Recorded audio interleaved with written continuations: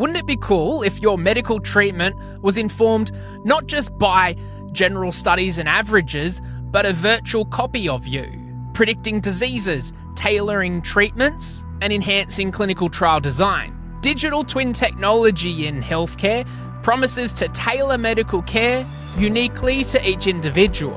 It's an exciting promise, but like any innovation in healthcare, there are challenges. How do we ensure that security and privacy of personal health data is maintained? What are the federal policies required to support such advancements? And crucially, how can we leverage these technologies to make healthcare equitable across regions and demographics? Well, on the show today, Sophie Turner from Talking HealthTech speaks with Andrew Wilson, Head of Business Development at Oncoshot, Professor Nilmini Wickramasinghe, the Optus Chair of Digital Health at Latrobe University, and the Honourable Jaala Pulford, Vice-Chancellor's Fellow at the University of Melbourne and Chair of MTP Connect. And in this episode we talk about the potential of digital twins to drastically enhance patient outcomes by offering customised treatment approaches, the hurdles in integrating advanced digital health technologies within our existing healthcare frameworks, and the important role of interdisciplinary collaboration in advancing these technologies to create a sustainable and equitable healthcare system. Collaboration starts with a conversation, Team HealthTech. Let's make it happen. Welcome to Talking HealthTech, featuring content and community about technology and healthcare.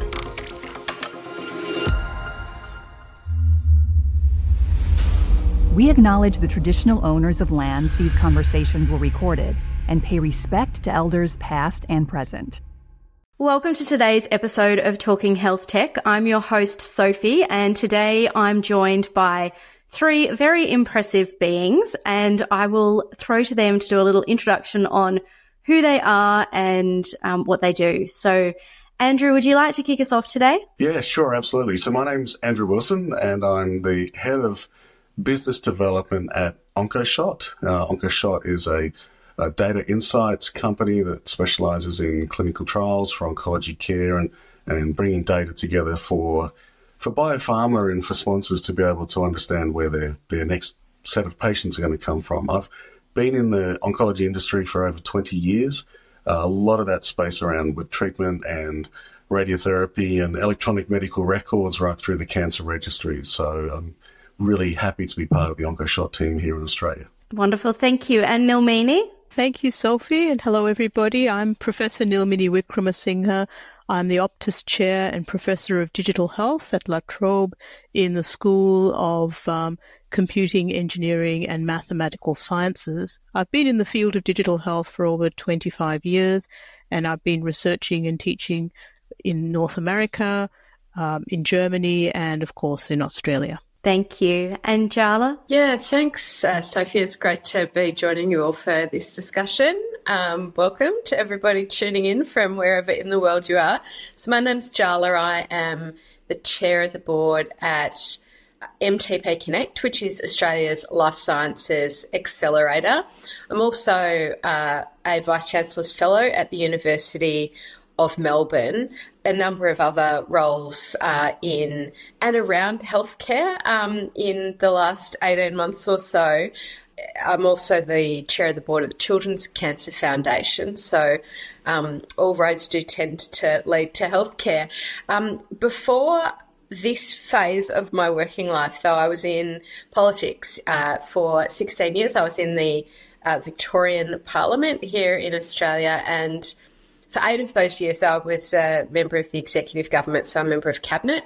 That, I guess, really brought me to this area that I am really passionate and interested about and interested in. I had the opportunity to stand up Australia's medicinal cannabis industry back in about 2016-17, and then during those most intense COVID years, I was the Victorian Government Minister for Medical Research and Innovation, among a number of other responsibilities. So it's great to be here, and it's great to be, on a show that's all about innovation in healthcare, because, they're a couple of my favourite things.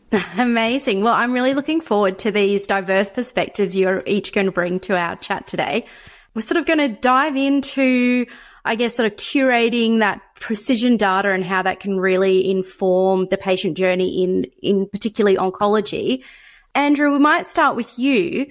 Can you give me a bit more information on how we improve patient outcomes? Well, I guess the first thing to think about is the outcomes are always getting better. I mean, that's one thing. The amount of ability to see a lot more about the patient, especially beforehand, has certainly made it a lot easier now for treatments to really exist that are really specific to the actual treatment or the actual disease that's there in the first place. This was always something that was a bit of a challenge around standardising care, because, I mean, ultimately you've got to standardise a cost aspect, you've got to provide value, you have to measure outcomes to a point where they've been promised. I mean, ultimately that's what a standard of care has to define, that everyone is promised an average amount of survivability or an expectation around survivability. But we know that survivability is a range.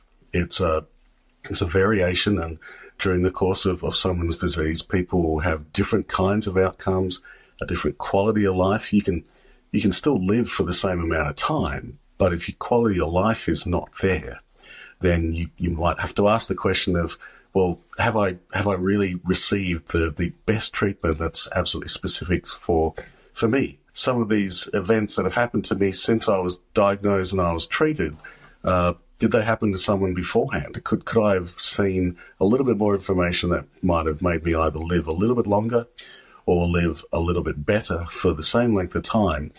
Or potentially, I think, for everyone in the actual healthcare space, and can we make it average? Can we make the average higher? Can we make it that it's better for more people, but at the same time, just not exploding the cost in doing so? And that's always a very balanced area that people have to provide around care, because it is getting more complicated with all the information that we're seeing, but it certainly gives an opportunity to provide longer outcomes, better outcomes, and if we can do it well, to do so without exploding the cost of doing so. So that sort of takes us nicely to that gap is wide. Jaala, how do we improve the overall equity in those in outcomes? So I should preface this by saying, in spite of all of the work that I do in and around life sciences, I'm very much the straight humanities student in the room more often than not. But I think that whilst we have extraordinary science in Australia, a whole lot of scope to be better at applying it. We have, medical research institutes and universities that are, as good as any in the world. But there are real challenges around equity of access. In my previous career, I represented a large rural and regional constituency, and by Australian standards, this would be a highly populated part of the country. But by Victorian standards, some of these communities were as remotely located as anywhere in the state of Victoria. And, even the most cursory of glances tells you that the health outcomes are fundamentally different depending on where people live. In cancer care, and in a whole lot of other areas, we know that access to trials can be pretty random. It can depend on whether or not your doctor at that moment knew about trial X or trial Y and had a second to stop and think about whether or not you'd be a good candidate for that, and that we know that there are a lot of people that do sort of slip through that net of opportunity. And of course, as Andrew was saying, outcomes are highly variable, and more information is always a better thing to be guiding people's care and to be supporting people and their family in the decisions about what happens next for them. Also, a country like Australia is a very wealthy country and does enjoy a public healthcare system that is the envy of a lot of parts of the world. But for many people in many other parts of the world, the opportunities that exist to have the latest and greatest in cancer care is far less than we have here. And so, I think as a country and an ecosystem, a group of people that like to imagine ourselves playing an absolute leading role in global healthcare solutions, we need to be conscious of the gap between where we are and where we'd really like to be, so that it's not just our friends or siblings or colleagues that are getting the best possible care, but that everybody gets the best possible care. Yeah, so then in the context of our chat today, what is sort of one or two things that we can do to improve that equity and outcomes? Well, I think in an ideal world, you would remove all of the constraints to access. And you would deploy technology to assist in that. Budgets for governments are profoundly impacted by the cost of healthcare. When you think about the proportion of all public spending, think about your roads, think about your schools, think about your defence forces, everything you can imagine that government is required to spend on. Healthcare is a phenomenal proportion of it, and it's an ever-increasing proportion of it. Now, we know that if people have, earlier intervention, better new drugs, that we can relieve those pressures on our health system, but also create much, much better outcomes for people with less toxic treatments or effective treatments, quicker access to treatments. I think it's incumbent upon us all to, support scientific research and scientific endeavour, but also to support really effective collaboration around the place, so that some of those barriers that technology can eliminate are deployed to that effect. Nilmini, we might go to you to sort of dive more into that technology aspect. There's been some mention of, in my prep work around a digital twin, and this was a new term to me. Can you explain to me what a digital twin is? Sure, absolutely. And I think just to build on what the two speakers, Andrew and Jaala, have said, I think it's a very exciting time because we have so many advances in technology at the moment that, it's almost like a smorgasbord. We can pick and choose and try to design and develop suitable and bespoke technology solutions. And that's really what a digital twin is. So the concept of a digital twin came from really NASA in the late 60s, because it's very expensive to send spaceships and rockets and shuttles to space. So you want to make sure you have a spacecraft that is going to take off and not blow up on the launch pad and be successful. And therefore, rather than test the actual physical product, they developed a digital or a virtual replica of the physical product. So what I did was I thought this is a very exciting opportunity to try and bring that into healthcare. So what we do in healthcare is we don't have a physical product, we have a human being, a patient. And what we try to do is model critical aspects of the patient, not the whole patient, but critical aspects around a particular disease. In cancer, for example, a particular tumor stream, it might be prostate cancer, breast cancer, lung cancer. We get all the critical data elements, genomic data, the patient's medical history, and other key data elements, and model that. So we have a virtual replication of the physical elements that contribute to the patient having the cancer, the stage and the grade of the cancer, and then we can look at what might be the best way to treat the patient and how that might actually play out. So we can enable a better technique or choose the best possible care pathway. So there's quite a bit there. I've worked in oncology before, and the application of that is so broad and create so many amazing outcomes that are better for the patient in specialising that treatment, particularly when you can put the genomic data in there as well. How can you sort of dive a little bit more into how it's linked with the AI and how you would envision this integration into our healthcare system? Sure, Sophie. So as you rightly said, there's a lot of data. So there's too much data for an individual human being, a clinician, to process, and that's why we need AI. So one of the pillars of digital twins is artificial intelligence.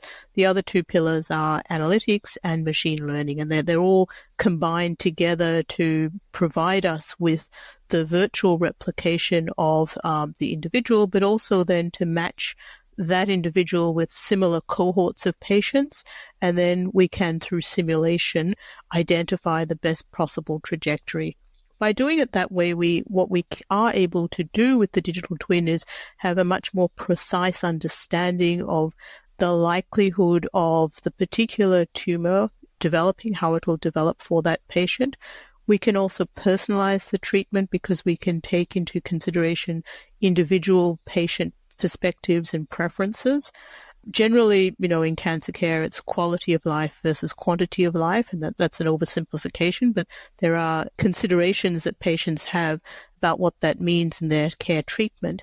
The other beauty of digital twins is that we can look at the progression of disease over time, because cancer is not a one-time treatment. It's an ongoing, particularly now as survivorship rates are increasing. What does the ongoing trajectory look like for the patient? If they make a decision at point 1, how will that be in 5 years' time? What can they expect as they keep following their treatment protocols? To bring that into the healthcare context, essentially what we're doing with our digital twins is developing, if you like, intelligent clinical decision support systems that sit on top of the clinician's desktop and help the clinician to navigate the volumes of data that they have, combine that with new treatments. There's so many different treatment protocols now for different types of tumor streams, and combine that also with patient perspectives as well. And so it requires co-design, working with clinicians, working with patients in particular, to develop the clinical decision support system that is easy for the clinician to use, but also presents the data in a way that patients find it non-confronting. Well, certainly a wonderful tool to be able to use as the consultant working out that treatment plan. And I imagine also from a clinical trials of being able to place a patient in a trial that is going to hopefully have the best outcome in improving that survivability for them. From a policy and regulatory perspective, Jaala, what are the challenges and considerations when implementing these advanced digital health technologies? So your viewers will be shocked by this, but sharing data across different organisations, even if they're all ultimately accountable to one system, one national government, it's just a lot easier said than done. So I think, managing the risks around privacy is obviously the clear number one challenge. Now, that said, lots of us have a Facebook account and we all, do the Face ID to save ourselves a few seconds here and there over the days every time we want to open our devices. Like, this is not beyond us. We should be able to work out how to do this well and how to do this safely. And in some respects, data about people's health de-identified and sent off into the universe is probably infinitely more secure than filing cabinets full of paper, really, when you think about it. Mm-hmm. But I think, regulators will have a view from a couple of perspectives. One will be around just ensuring that the information that clinicians are using to support patients is impeccable. Is as robust as it can possibly be. And then the other thing I think that will be important is sort of the sequencing of the use of this information and the rollout of this information. So you think about different types of and this applies beyond cancer, but the focus of this conversation today is, much more about cancer care. But having, finding the right hospital networks or trial providers or patient cohorts to comprehensively prove the idea and the effectiveness of it, I think will be important to assist everyone involved in trials, that this can be done well and safely, and that it's worth investing in a little bit because it's going to save a lot of time, money and heartache in the long run. And I imagine, being able to use these tools in being able to better design and put the right clinical trial with the right patient is also going to be a huge cost saving and some great outcomes towards the research as well.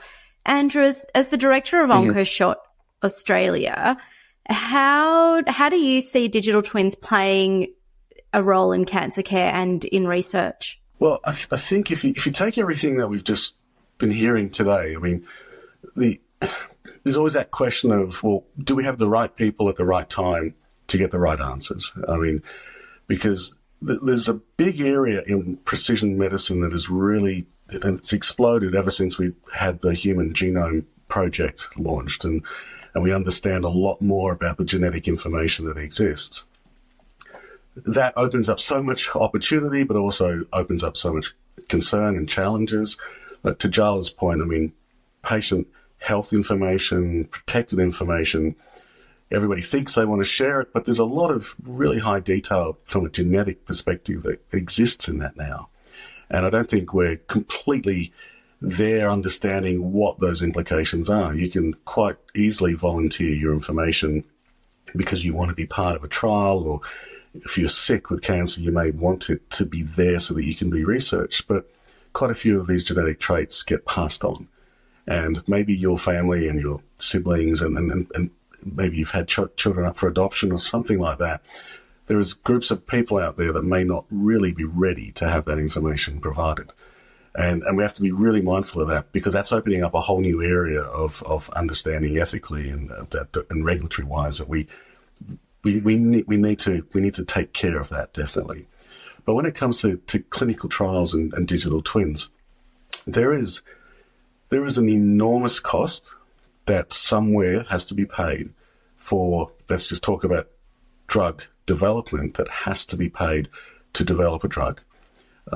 It's estimated it could be anywhere from, say, $200 million to $2 billion just to be able to create a new drug that potentially could treat a lot of people, or it could treat very well a small group of people. And we have to go through all the different phases when it comes to a clinical trial. And finding the patients who will give the answers as to whether this drug works or not, or delivers without adverse events, or what kind of events can happen, is absolutely critical. If you think just ideally about being a digital twin, if you take two identical twins and you said, this twin, the one on the left, has just been diagnosed with a particular disease, a cancer, for example. The one that's on the right is going to be saying, well, surely, based on what you've learnt with my relative, who within reason is almost identical to me, you should be able to apply the exact form of research on that person, or the exact form of diagnosis and treatment and follow-up on that person when I get the disease. Or potentially, based on the fact that they've got that disease, I should be going to the doctor now to be tested to see whether or not I'm carrying the same form of illness. That's where this advantage of digital twin is really going to be there for everybody. I mean, there's so much avenues down where we can go in terms of from a healthcare perspective, but just from an individual point of view, is that aspect of, if someone who is identical to me has taken this journey before me, has medicine and science identified exactly how to understand and process that, so that when I become ill, or potentially before I'm ill, they know exactly how to treat me and how to look after me as I survive going forward. And when you come down to clinical trials, it will mean that we can look for the right information in finding the patients who will meet the clinical trial requirements. If you ever see a clinical trial, the inclusion criteria can be very, very broad. It could be very, very lateral. It's a lot of information that needs to be determined. Now, you can narrow it down and have more patients, but really the answer that you're looking for becomes a lot more diluted by doing so. And if you narrow it up narrow it, if I can say that, so that you're really asking a very specific question, having groups of patients who all meet extremely high character adjacencies means that you should be able to get robust information to make sure that every time you go through your phases of the clinical trial, you're going to get the right answer. And if the answer is it doesn't work, then that's great, because you've been able to show clearly that it doesn't work. And if you can show it does work and it can provide these enhancements, then that's really good news. Sophie, can I ask Andrew a question? Are we allowed to do it like that? So I think that the conclusion, or a conclusion from what you're describing, Andrew, could be that for really rare diseases, it makes it simpler to get a sample if you're looking everywhere rather than, people in different health services in different places in different parts of the world. We're getting a bunch of people that have something in common that's very rare is just incredibly hard to do. Absolutely. And then conversely, for the much more common diseases, that the benefit is different in that it would enable trials of new drugs to occur more quickly and therefore in a more cost-effective way. Is that the next step from what you're describing? Absolutely. If I jump in on that, I mean, rare diseases and diseases where there's unfortunately low survivorship, because I mean, in cancer generally you use 5 years as the measurement definition in most cases. There's lots of other parameters on how to qualify how effective treatment's been, but rare diseases and aggressive cancers where there's very high morbidity in the 6 to 12 or whatever month time frame, they're really, really difficult to be able to put people on clinical trials, because when someone's found, it might be 6 months before someone else is found that might be similar to them. And there's a high chance that the person who was the original person that's found has not even made it to where they need to be.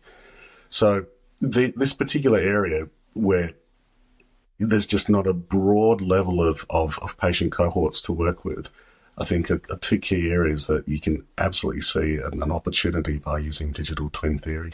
Nilmini, do you have anything from your perspective and the work you do in the challenges and the opportunities that go along with the patient data, utilising this data?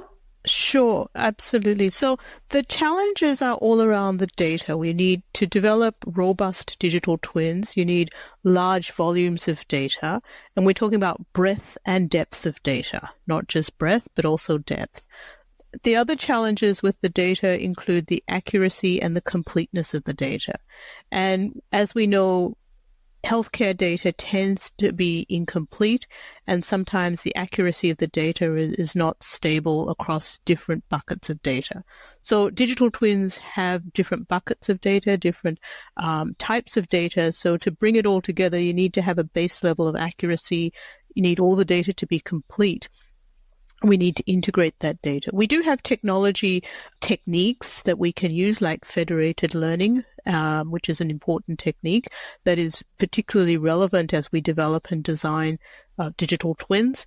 The other aspect is, of course, and it has been mentioned, that we're collecting a lot of highly sensitive data, genomic data, etc. So you need to ensure privacy and security. And again, another way to do that in a technology sense is to combine the development of the digital twin with private blockchain, so that we can really secure and have a good sense of who is actually accessing and at what level they're accessing the data that's collected in forming the digital twin. So the opportunities are we can expand and apply range of advances in technology. And as long as, I like to think of it, we need to have a responsible design as we develop digital twins. So we take all these components into consideration, the security, the privacy, the completeness, the accuracy of the data, so that then the results that are provided by the digital twin are robust and lead to the best possible care pathways for patients, particularly, as was mentioned, in the more rarer instances of cancers or aggressive cancers where time is of the very essence. And therefore, we can't afford to make mistakes, and we need to have a high confidence in the results that our digital twins are giving us. How important is then, so for this completeness of the data and the accuracy of the data, that interdisciplinary approach when we're looking at this? And when I think of interdisciplinary, I always think of my multidisciplinary team, the care team. And I'm sure it's much broader in this context. Can you talk to that a little for me? Sure. Well, in cancer care, there's already a multidisciplinary team, and they meet and they interrogate, if you like, the patient's history and the possible protocols. I think now, as we bring digital twins into the mix, we then have to expand the multidisciplinary nature of the team and have, technical experts as well, software engineers, experts in AI and analytics and machine learning. We need to have also digital health experts. So we need to have a balance between the clinical expertise and the technical expertise, but we also need to have, because we are at the end of the day dealing with patients who are human beings, we also need to understand the psychological, the behavioral aspect. We're not dealing with bots, we're dealing with people who have feelings. And as someone who's going through cancer treatment, it's a very emotional time as well. So we need to balance the clinical expertise, the technical expertise, and also the psychological needs of the patient as they navigate, and the family as well, as they navigate their treatment pathways. So it really does require expertise in several domains coming together.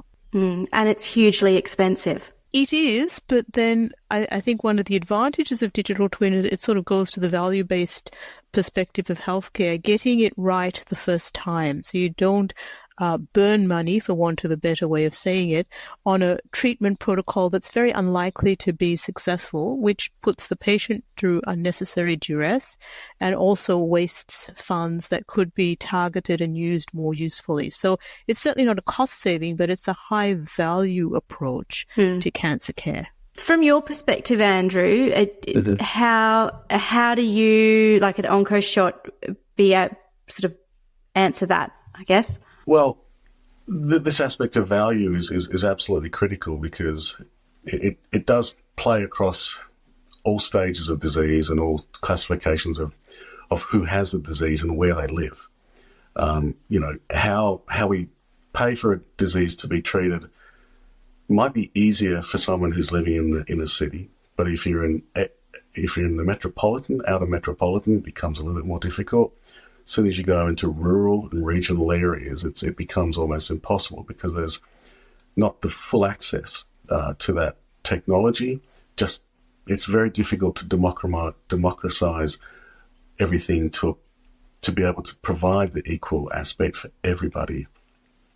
But when we come down to clinical trials as well, being able to decentralize a clinical trial but still making it as efficable as it can be is really, really important, because coming back to the whole context of data, it could be someone right in the middle of Australia just might have all the answers that can help unlock a trial that's stuck in the middle of the metropolitan area, because the specialities of the researchers and the people that are running the trials are based in the city. But we need to have, Australia's a great country when it comes to telemedicine. It's almost like it was built for what telemedicine can do. So these programs that are linked around trials to be able to provide sharing of data and the research ability around teletrials is absolutely critical, I think, as well. So for a company like Oncoshot, where we've been able to pull data in from different parts of we'll call them different sovereign states, because, we're Australia, we can say that, and other countries are other countries, and you want the data to stay within the confines of the sovereign state that exists, and And every country goes through this, and even some countries in Australia, to its point as well, it's at the state level too. It's very challenging of, well, can your information cross the borders? So we've tried to make sure that we don't do anything around moving the patient data, the protected information, the critical information, but to be able to create a method of aggregating all this detail, and it's de-identified, and it's in a format that it can be consumed without it putting the patient's privacy at risk or to meeting any of the challenging regulatory ethical problems of actually moving data outside of a border. Mm-hmm. And then I guess it becomes quite a lot of implications in policy and how we approach it from a government level. Jaala, can you talk to what sort of support is needed from the government in the integration of digital twins in the healthcare system? Well, I think for a federation like Australia, the persistent challenge is the way that half our health system is funded by one tier of government and the rest of it is funded by the other.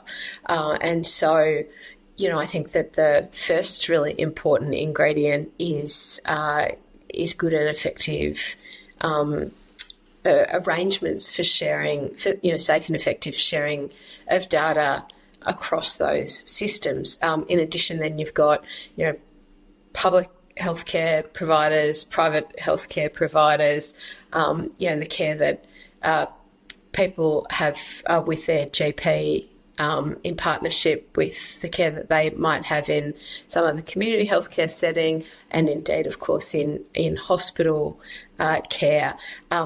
It's incredibly complicated, and patients have got plenty going on already. I think it's incumbent on the rest of us, the non-patient people, to make it as seamless for folks that we can.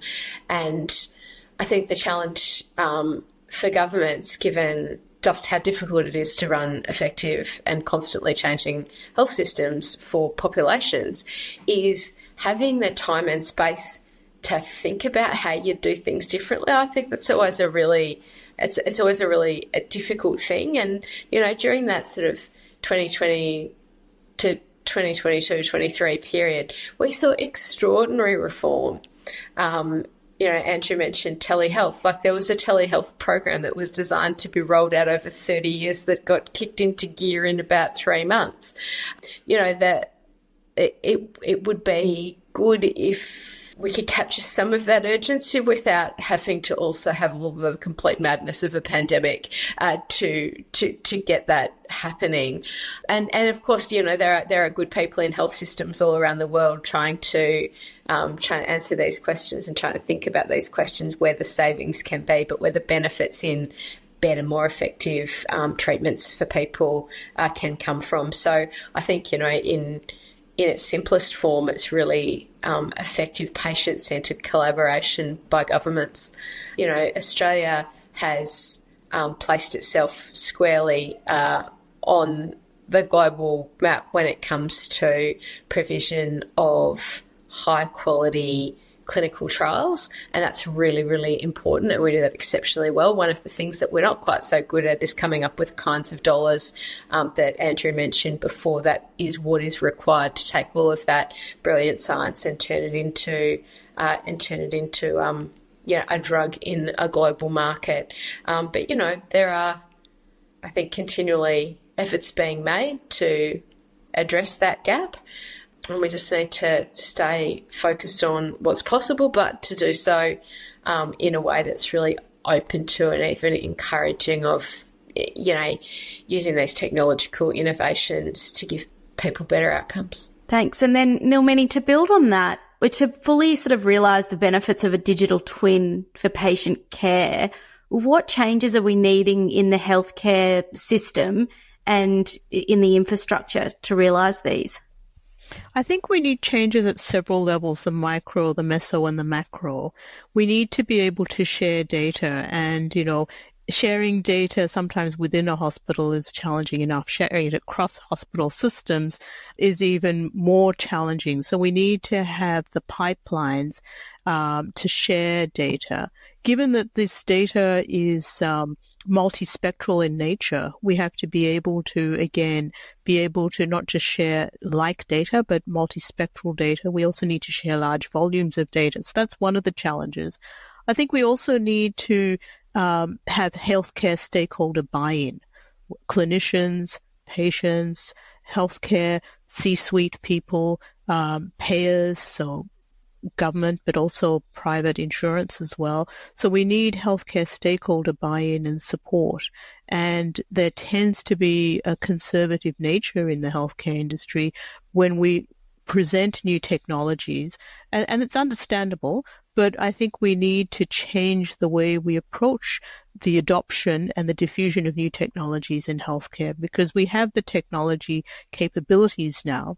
And we know that by applying the technology capabilities, we can have better clinical outcomes and better results, and also address the escalating costs of care. So we need to make sure we have enabling structures and also change the conservative nature of the healthcare industry towards technology. Because if we compare healthcare to other industries, like banking and finance, for example, there's less of that conservative nature towards technology in banking and finance as there is in healthcare. So I think that's very important. So there's sort of multiple levels that need to happen. So we're sort of coming to the end of our time today. So we might wrap up with, if you had a magic wand, what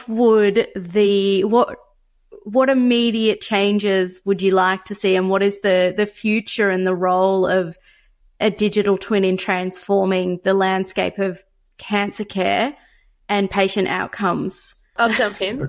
Okay, so if I had a magic wand, then every person who ever heard the words "you've got cancer" would then, irrespective of where they live, their educational attainment, the language that they spoke at home as a kid, and the nature of their illness, would have a pathway to participating in trials. Absolutely. Actually, the way that you've mentioned that, Jaala, I'm going to bring it back to the pandemic, in a sense of 3 years ago, if someone said you've got COVID, suddenly the emotion height is extremely high. Whereas now that we've been able to understand the different tracking mechanisms of different COVID disease, and we've had the vaccines and a lot of the emphasis around preventative care as well. Nowadays, there's still a lot of people that have COVID, but the emotional context of it is gone. Like it's not that it's disappeared, but people are still being treated for the disease, but that fear is no longer part of what's driven the way people react around those diseases. So if we can do that with cancer, I mean, ultimately, you want it to be that every single person has the ability, when they get diagnosed with cancer, they go, I've got cancer, I know what my standard of care is. Wouldn't it be great if we could have 3 or 4 optional clinical trials that could become part of the standard of care? And then that requires funding, or it requires resources of people. But knowing that what you're going to be treated with is not only just the standard of care, but can be something that can give you just a plus, and that plus could be complete survivorship.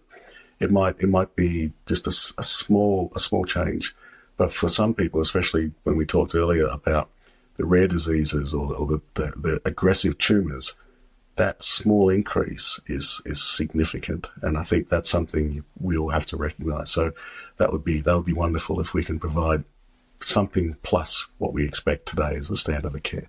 And I'll sort of add to that. I think I'd take it a step back further and have the digital twin as with me all the time so that I could even prevent myself from getting cancer. Yep. So we'll go a step back and look at the prevention, because I think we'd all agree that it's better to prevent getting cancer than having cancer, even if we have the best possible treatments and a guaranteed high clinical outcome success. So I'd actually take it a step back and say, ideally, what would be wonderful is if we had digital twins set up so that we could look at our propensity to a particular tumor, cancer, or any other disease for that matter, and see how we can take the necessary preventative steps so we actually avoid having the disease in the first place. That would be my sort of magic wand desire.